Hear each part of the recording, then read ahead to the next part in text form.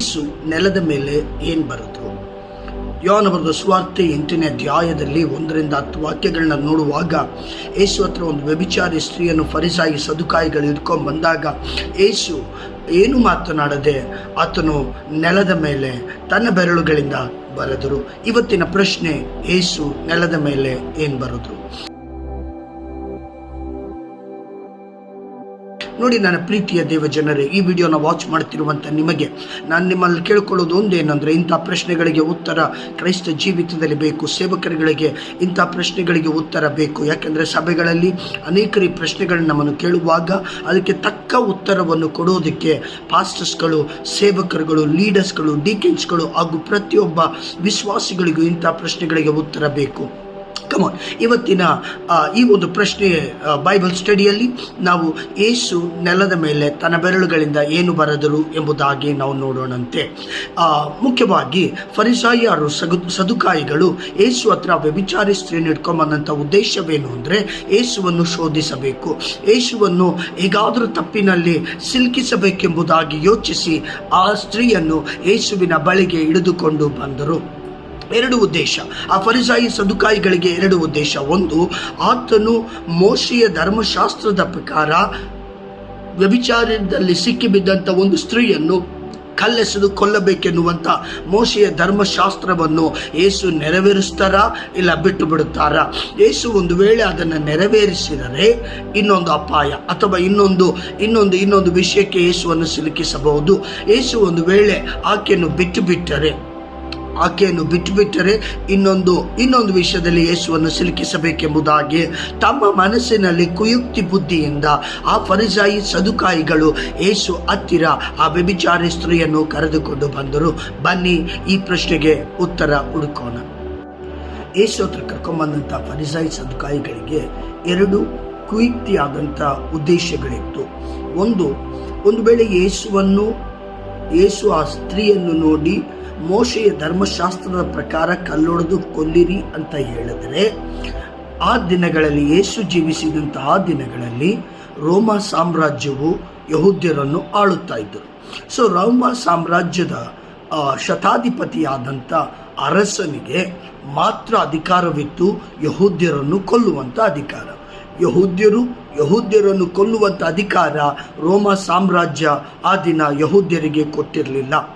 ಅದಕ್ಕೆ ಯೋಹಾನ ಬರೆದ ಸುವಾರ್ತೆ 18ನೇ ಅಧ್ಯಾಯದಲ್ಲಿ ಯೇಸುವನ್ನು ಹಿಡಿದಂಥ ಜನರು ಯೇಸುವನ್ನು ಅವರೇ ಕೊಲ್ಲದೆ ಯೇಸುವನ್ನು ಪಿಲಾತನ ಮುಂದೆ, ರೋಮ ಸಾಮ್ರಾಜ್ಯದ ಅರಸನಾದ ಪಿಲಾತನ ಮುಂದೆ ಆತನನ್ನು ತೆಗೆದುಕೊಂಡು ಹೋದರು ಎಂಬುದಾಗಿ ನಾವು ನೋಡ್ತಾ ಇದ್ದೀವಿ. ಒಂದು ವೇಳೆ ಯೇಸು ಆ ಸ್ತ್ರೀಯನ್ನು ನೋಡಿ ಕಲ್ಲೆಸೆದು ಕೊಲ್ಲಿರಿ ಅಂದರೆ, ಯೇಸುವನ್ನು ಹಿಡಿದುಕೊಂಡು ರೋಮ ಸಾಮ್ರಾಜ್ಯದ ಅಧಿಕಾರಿಯ ಮುಂದೆ ತೆಗೆದುಕೊಂಡು ಹೋಗಿ ಇವನು ನಿಮ್ಮ ಆಜ್ಞೆಗೆ ವಿರುದ್ಧವಾಗಿ ನಡೆದುಕೊಂಡನು ಎಂಬುದಾಗಿ ಹೇಳಿ ಯೇಸುವನ್ನು ಸಿಲುಕಿಸಬೇಕೆಂದು ಕುಯುಕ್ತಿಯಾದಂಥ ಒಂದು ಪ್ಲಾನ್ ಅನ್ನು ಆ ಫರಿಸಾಯಿ ಸದುಕಾಯಿಗಳು ಹಾಕಿದ್ರು. ಎರಡನೇದಾಗಿ, ಒಂದು ವೇಳೆ ಯೇಸು ಅವಳನ್ನು ಬಿಟ್ಟು ಬಿಡಿರಿ ಅಂತ ಹೇಳಿದ್ರೆ ಈತನು ಮೋಶೆಯ ಧರ್ಮಶಾಸ್ತ್ರಕ್ಕೆ ವಿರುದ್ಧವಾಗಿ ನಡೆದುಕೊಂಡಿದ್ದಾನೆ, ಈತನೊಬ್ಬ ಸುಳ್ಳು ಪ್ರವಾದಿ, ಈತನು ಮೆಸ್ಸಿಯನ್ ಅಲ್ಲ ಎಂಬುದಾಗಿ ಹೇಳಿ ಯೇಸುವನ್ನು ಕಲ್ಲೆಸೆದು ಅಥವಾ ಯೇಸುವನ್ನು ದೂಷಣೆಗೆ ಒಳಪಡಿಸಬೇಕೆಂಬುದಾಗಿ ಕುಯುಕ್ತಿಯಾದಂಥ ಎರಡು ಆಲೋಚನೆಗಳನ್ನು, ಎರಡು ಪ್ಲಾನ್ಸ್ಗಳನ್ನು ಇವರು ಫರಿಸಾಯಿಗಳು ಸದುಕಾಯಿಗಳು ಮಾಡಿಕೊಂಡು ಆ ಸ್ತ್ರೀಯನ್ನು ಯೇಸು ಹತ್ತಿರ ಕರೆದುಕೊಂಡು ಬಂದರು. ಯೋಹಾನ ಬರೆದ ಸುವಾರ್ತೆ 8ನೇ ಅಧ್ಯಾಯ 7ನೇ ವಾಕ್ಯದಲ್ಲಿ ಹೇಳುತ್ತೆ, ಯೇಸು ಅವರನ್ನು ನೋಡಿ ಹೇಳಿದ್ರು, ನಿಮ್ಮಲ್ಲಿ ಯಾರು ತಪ್ಪು ಮಾಡಿಲ್ವೋ ಅವರು ಮೊದಲ ಕಲ್ಲನ್ನು ಎಸೆರಿ ಅಂತ ಹೇಳಿ ಆತನು ಬಗ್ಗಿದವನಾಗಿ ತನ್ನ ಬೆರಳುಗಳಿಂದ ನೆಲದ ಮೇಲೆ ಬರೆದರು. ಸೊ ನೋಡಿ, 1 ಯೋಹಾನ 3ನೇ ಅಧ್ಯಾಯ 4ನೇ ವಾಕ್ಯ ಹೇಳುತ್ತೆ, ಯಾರೆಲ್ಲ ಧರ್ಮಶಾಸ್ತ್ರವನ್ನು ಕೈಗೊಂಡು ನಡೆಯದೇ ಇದ್ದಾರೋ ಅದೆಲ್ಲವೂ ಪಾಪವು. ಧರ್ಮಶಾಸ್ತ್ರಕ್ಕೆ ಅವಿದ್ಯತೆ ತೋರಿಸಿದರೆ ಅದು ಪಾಪ ಎಂಬುದಾಗಿ ಬರೆಯಲ್ಪಟ್ಟಿದೆ. ನೋಡಿ, ಒಂದು ವ್ಯಭಿಚಾರ ಮಾಡುವಾಗ ಒಂದು ಸ್ತ್ರೀ ಹಾಗೂ ಒಂದು ಪುರುಷರು ಇಬ್ಬರು ಸೇರಿದ್ರೇನೆ ಅಲ್ಲಿ ವ್ಯಭಿಚಾರ. ಒಂದು ಸ್ತ್ರೀ ಮಾತ್ರ ವ್ಯಭಿಚಾರ ಮಾಡೋಕ್ಕಾಗಲ್ಲ, ಒಂದು ಪುರುಷನ ಮಾತ್ರ, ಒಂದು ಗಂಡಸು ಮಾತ್ರ ವ್ಯಭಿಚಾರ ಮಾಡೋಕ್ಕಾಗಲ್ಲ. ಇವರಿಬ್ಬರು ಸೇರಿದ್ರೆ ಮಾತ್ರ ವ್ಯಭಿಚಾರ ಮಾಡಲ್ಪಡತ್ತೆ. ಧರ್ಮೋಪದೇಶ ಕಾಂಡ 22ನೇ ಅಧ್ಯಾಯ 22ನೇ ವಾಕ್ಯ ಹೇಳುತ್ತೆ, ಇಂಥ ಕೃತ್ಯಗಳಲ್ಲಿ ವ್ಯಭಿಚಾರದಲ್ಲಿ ಸಿಲುಕಿ ಬಿದ್ದಂಥ ಸ್ತ್ರೀಯನಾಗಲಿ ಪುರುಷನಾಗಲಿ ಇಬ್ಬರು ಅವರನ್ನು ಕಲ್ಲೆಸೆದು ಕೊಲ್ಲಬೇಕು ಎಂಬುದಾಗಿ ಮೋಶೆಗೆ ದೇವರು ಅವತ್ತು ಧರ್ಮಶಾಸ್ತ್ರವನ್ನು ಕೊಟ್ಟರು. ಆದರೆ ಇಲ್ಲಿ ಯೋಹಾನ ಬರೆದ ಸುವಾರ್ತೆ 8ನೇ ಅಧ್ಯಾಯ 4ನೇ ವಾಕ್ಯದಲ್ಲಿ ಫರಿಸಾಯಿಗಳು ಆ ಸ್ತ್ರೀಯನ್ನು ಮಾತ್ರ ಹಿಡಿದ್ರು ಅಂದ್ರೆ ಅಲ್ಲಿ ಪುರುಷನು ಸಹ ಇದ್ದನು. ಇವರೇನ್ ಮಾಡಿದ್ರು ಫರಿಸಾಯಿಗಳು ಅಂದ್ರೆ ಆ ಪುರುಷನನ್ನು ಓಡಿ ಹೋಗು, ತಪ್ಪಿಸಿಕೋ ಎಂಬುದಾಗಿ ಅವನನ್ನು ಬಿಟ್ಟು ಬೇರೆ ಈ ಸ್ತ್ರೀಯನ್ನು ಮಾತ್ರ ಹಿಡಿದುಕೊಂಡು ಯೇಸುವಿನ ಬಳಿಗೆ ಕರೆದುಕೊಂಡು ಬಂದರು. ಸೊ ಇದರಿಂದ ಈ ಫರಿಸಾಯಿಗಳು ಮಾಡಿದಂಥ ಪಾಪಗಳು ಏನು ಎಂಬುದಾಗಿ ನೋಡೋದಾದರೆ, ಮೊದಲನೇದಾಗಿ ಅವರು ಈ ವ್ಯಭಿಚಾರದಲ್ಲಿ ಸಿಲುಕಿದಂಥ ಸ್ತ್ರೀಯನ್ನು ಪುರುಷನನ್ನು ಬಿಟ್ಟು ಓಡಿ ಹೋಗು, ತಪ್ಪಿಸಿಕೊಳ್ಳುವುದಕ್ಕೆ ಅವಕಾಶ ಮಾಡಿಕೊಟ್ಟಿದ್ದೆ ಅವರ ಮೊದಲ ಪಾಪ. ಎರಡನೇದಾಗಿ ಅವರು ಯೇಸು ಹತ್ರ ಬಂದು ಅವರೇನು ಹೇಳ್ತಾ ಇದ್ದಾರೆ ಅಂದರೆ, ಇವಳು 8ನೇ ಅಧ್ಯಾಯ 4ನೇ ವಾಕ್ಯದಲ್ಲಿ ಇವಳು ವ್ಯಭಿಚಾರದಲ್ಲಿ ಸಿಕ್ಕಿಬಿದ್ದಳು ಎಂಬುದಾಗಿ ಸುಳ್ಳನ್ನು ಹೇಳುತ್ತಾ ಇದ್ದಾರೆ. ಏನು ಸುಳ್ಳು?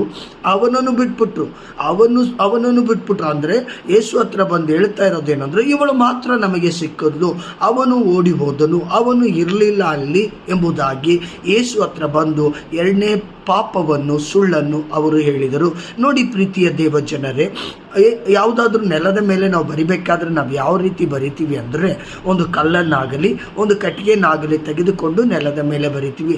ಆದರೆ ಇಲ್ಲಿ ಯೋಹಾನನು ಹೇಳ್ತಾ ಇದ್ದಾನೆ 8ನೇ ವಾಕ್ಯದಲ್ಲಿ, ಯೇಸು ತನ್ನ ಸ್ವತಃ ಬೆರಳುಗಳಿಂದ ನೆಲದ ಮೇಲೆ ಬರೆದ್ರು. ಯಾಕೆ ಯೇಸು ಬೆರಳುಗಳಿಂದ ಬರಿಬೇಕಾಗಿತ್ತು? ಅಲ್ಲಿದ್ದಂಥ ಒಂದು ಕಲ್ಲು ಪೀಸು ಅಥವಾ ಒಂದು ಕಟ್ಟಿಗೆಯನ್ನು ತೆಗೆದುಕೊಂಡು ಯೇಸು ನೆಲದ ಮೇಲೆ ಬರಿಬೋದಾಗಿತ್ತು.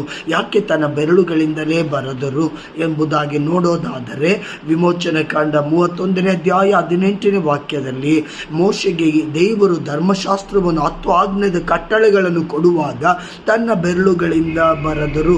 ಇಲ್ಲಿ ಯೇಸು ಕೈ ಬೆರಳುಗಳಿಂದ ಬರೆಯೋದಕ್ಕೆ ಉದ್ದೇಶ ಏನು ಅಂದರೆ, ಅದು ಒಂದು ಪ್ರವಾದನೆ. ಧರ್ಮಶಾಸ್ತ್ರವನ್ನು ಕೊಟ್ಟಂತ ನಾನು ಧರ್ಮಶಾಸ್ತ್ರವನ್ನು ನೆರವೇರಿಸುವವನಾಗಿದ್ದೇನೆ. ಧರ್ಮಶಾಸ್ತ್ರವನ್ನು ಮೋಶೆಗೆ ಕೊಟ್ಟಂತ ನಾನು ಅದೇ ಧರ್ಮಶಾಸ್ತ್ರವನ್ನು ನಾನು ಎಂದಿಗೂ ಮುರಿಯುವವನಲ್ಲ ಎಂಬುದಾಗಿ ದೇವರು ಅದನ್ನು ಖಚಿತಪಡಿಸೋದಕ್ಕೋಸ್ಕರ ಯೇಸು ತನ್ನ ಬೆರಳುಗಳಿಂದ ನೆಲದ ಮೇಲೆ ಬರೆದರು ಎಂಬುದಾಗಿ ನೋಡ್ತಾ ಇದ್ದೀವಿ. ಬನ್ನಿ ಪ್ರೀತಿಯ ದೇವ ಜನರೇ, ಯೇಸು ಏನು ಬರೆದ್ರು ಅನ್ನುವಂಥ ಆ ಕೊನೆಯ ಮಾತನ್ನು ಅಥವಾ ಆ ಒಂದು ಆಳವಾದ ಸತ್ಯವನ್ನು ಈಗ ಧ್ಯಾನ ಮಾಡಿಕೊಳ್ಳೋಣಂತೆ. ಬೈಬಲ್ ಹೇಳುತ್ತೆ, ಯೋಹಾನ ಬರೆದ ಸುವಾರ್ತೆ 7ನೇ ಅಧ್ಯಾಯದಲ್ಲಿ, ಈ 8ನೇ ಅಧ್ಯಾಯ ಆಗೋದಕ್ಕಿಂತ ಮುಂಚೆ 7ನೇ ಅಧ್ಯಾಯ ನಾವು ನೋಡ್ತಾ ಇದ್ದೀವಿ.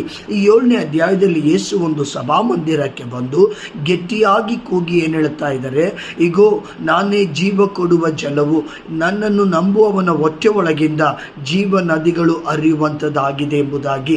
ಈ ವಾಕ್ಯಕ್ಕೆ ಪ್ರವಾದನೆ ವಾಕ್ಯವಾಗಿ ಯೆರೆಮೀಯನ ಪುಸ್ತಕ 17ನೇ ಅಧ್ಯಾಯ 12, 13 ವಾಕ್ಯ ಹೇಳುತ್ತೆ, ಜೀವ ಜಲವಾದ ಆತನು ಅವರ ಹೆಸರುಗಳನ್ನು ಅಲ್ಲಿ ಬರೆದನು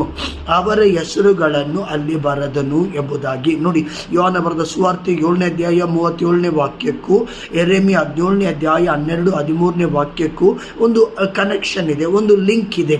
ಏನು ಅಂದರೆ, ಇಲ್ಲಿ ಯೋಹಾನ ಬರೆದ ಸುವಾರ್ತೆ 7ನೇ ಅಧ್ಯಾಯ 37ನೇ ವಾಕ್ಯದಲ್ಲಿ ಯೇಸು ಹೇಳಿದ್ರು, ನಾನೇ ಜೀವ ಜಲ. ಯೆರೆಮೀಯ 17ನೇ ಅಧ್ಯಾಯ 12ನೇ ವಾಕ್ಯ 13ನೇ ವಾಕ್ಯದಲ್ಲಿ ಜೀವ ಜಲವಾದಾತನು ನೆಲದ ಮೇಲೆ ಅವರ ಹೆಸರುಗಳು